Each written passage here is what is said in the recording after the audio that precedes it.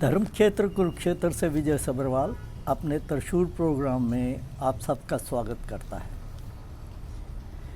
पिछले कुछ महीनों से अमेरिका के प्रेसिडेंट ट्रंप अपने टैरिफ वार को लेकर सारी दुनिया में चर्चा पे हैं और कल रात उन्होंने भारत को भी एक तगड़ा झटका दे दिया जब उन्होंने 25% टैरिफ भारत के ऊपर और उसके अलावा पेनल्टी लगाने का ऐलान कर दिया। और वैसे पता नहीं ये बात कहाँ तक है, लेकिन ये ऐलान उन्होंने हमारे प्रधानमंत्री मोदी द्वारा पार्लियामेंट में ये कहने के 2 घंटे के अंदर अंदर बोल दिया, जब मोदी जी ने ये कहा कि पाकिस्तान के साथ जो भारत की खींचातानी या लड़ाई चली थी उसको सीज़ फायर करने के लिए दुनिया के किसी नेता ने हमें नहीं कहा।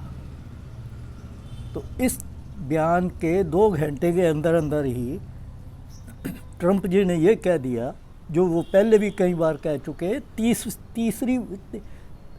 30th टाइम उन्होंने बोला 30 बार कि भारत बहुत अच्छा है,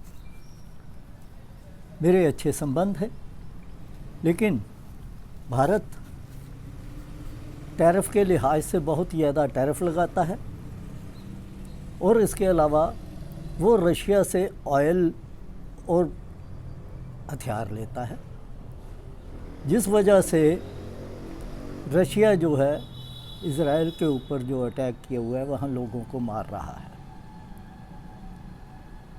तो हम ये चाहते हैं, ट्रंप जी ये कहते हैं कि हम चाहते हैं कि रशिया के साथ जो व्यापार है वो ख़त्म किया जाए ताकि वो वहाँ पर सीज़ फायर करे और लोगों को मारना बंद करे।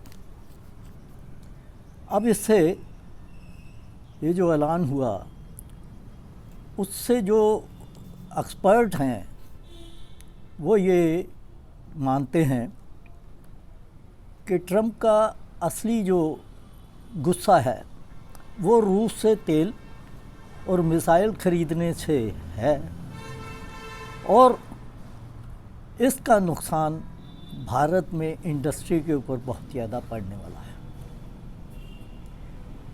सीधा नुकसान textile, jewellery, gems, jewels, automobile, electronic उत्पादकों के ऊपर और सबसे ज़्यादा केमिकल मेडिसिन्स वगैरह के ऊपर पड़ेगा।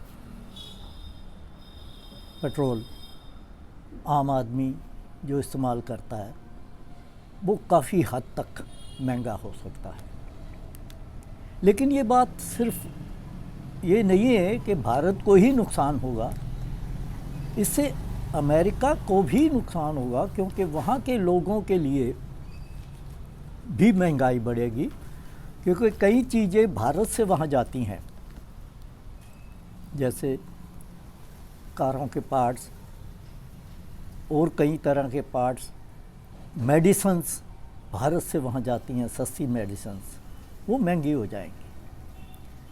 तो इसलिए ट्रंप जी का कोई भरोसा नहीं। ये बात भी उनकी अब आम हो चुकी कि एक बार कहने के बाद वो 24 घंटे के अंदर अंदर बदल भी देते हैं। तो हो सकता है कि जब तक ये मेरा प्रोग्राम आप तक पहुँचे वो अपना बदल भी चुके हों।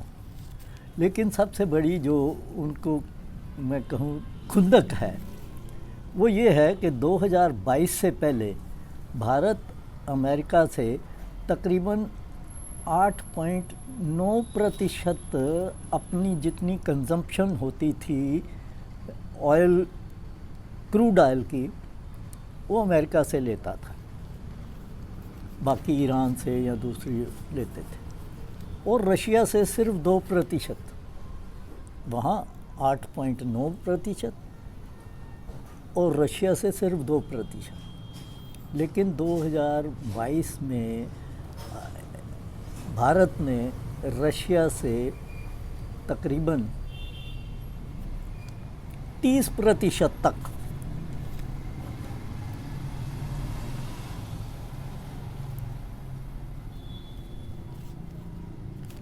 अपना क्रूड ऑयल लेना शुरू कर दिया, और अमेरिका का जो 8.9% था वो घट के 4.6% रह गया। और उसके अलावा भारत ने तकरीबन 30-35 हज़ार करोड़ रुपए के जो हथियार हैं इसी दौरान रशिया से ले लिए। तो ये सारी चीज़ें हैं।